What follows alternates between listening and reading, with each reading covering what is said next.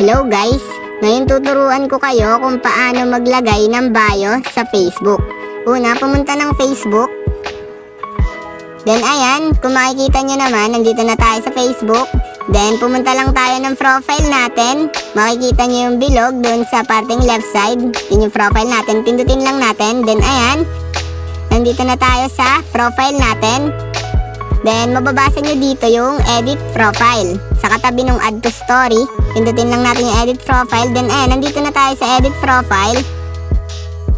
Then scroll down lang natin, hanapin natin yung bio. Ayan, ito yung bio. Then mababasa nyo yung add dun sa katapat ng bio. Then pindutin nyo lang yung add. Ayan, kapag napindot nyo na yung add, maglalagay na kayo dito ng bio. Ayan.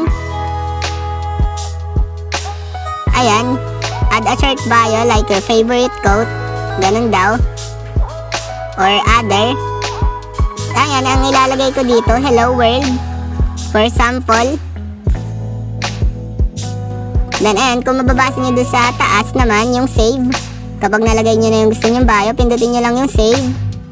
Sa right side, sa upper part. Then ayan, napindot na natin yung save. Lagyan natin hello world. Then bumalik na tayo sa profile natin. Titingnan natin kung naka-bio na. Ayan, kung makikita nyo, wala pa. Then i-refresh nyo lang siya. Ayan. Ayan, kung makikita nyo, nung na-refresh natin, nandyan na yung may bio na tayo. Ayan, ganun lang kadali maglagay ng bio dito sa Facebook. So, ayan lang. Thanks for watching. Subscribe me for more videos like this.